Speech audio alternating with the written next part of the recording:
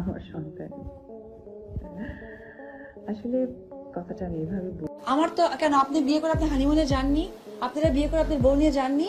দুটো সেলফি দেন না? আমার কি ইচ্ছা হয় না যে আমি সাকিবকে নিয়ে এতবার কক্সবাজার গেছি, ব্যাংককে গেছি, সিঙ্গাপুরে গেছি, মালয়েশিয়া গেছি, আমার কি মনে হয় না যে আমি তার সাথে একটু ঘুরি?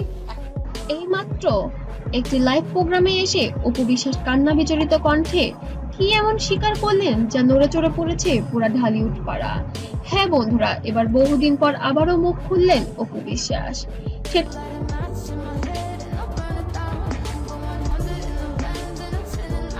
তাই এখন দেখার বিষয় কি বলেছেন আবার সাকিব খানকে ঘিরে। ঢালিউডের দুই তারকা সাকিব খান আর অপু বিশ্বাস, গল্পটা আজও সবার মনে। বহুদিন দূরত্বের পর এবার অপু বিশ্বাস মুখ খুললেন, জানালেন তিনি আবারও ফিরতে চান সাকিবের জীবনে। সাকিব এত ভালো একটা ছেলে, আমি এটুকু বলতে পারি যে আমরা অনেক শোতে বাইরে গেছি যেহেতু। তবে কি আসলে তারা একসঙ্গে হয়ে গিয়েছেন, শুধুমাত্র সবার সামনে প্রকাশের জন্য অপেক্ষা করছেন? অপুর ভাষায় সাকিব ছাড়া আমি অসম্পূর্ণ, আমার সব সুখ দুঃখ স্বপ্ন সবকিছু সাকিবকে ঘিরেই। ভুল বোঝাবুঝি হোক বা দূরত্ব, আমার হৃদয়ে এখনো কেবল সাকিবের জন্যই জায়গা আছে। সবাই জানেন আমার প্রাণের মানুষ একজন, আমার আপনজন, বড় আপনজন। আসলে আমি স্পেসিফিক নাম বলতে চাই না, ব্যক্তিগত কোনো ব্যাপারগুলো খুব একটা আমি আনতে চাই না।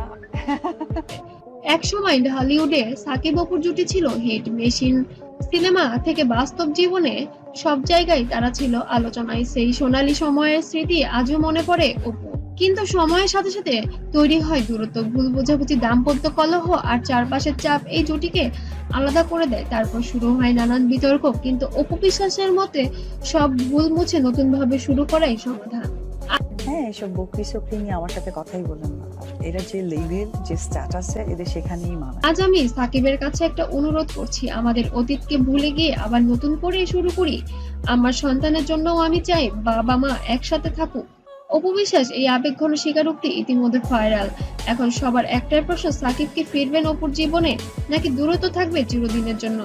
আপনারা কি মনে করেন, অপুর কি আবার এক হওয়া উচিত? কমেন্টে জানাতে যেন ভুলবেন না।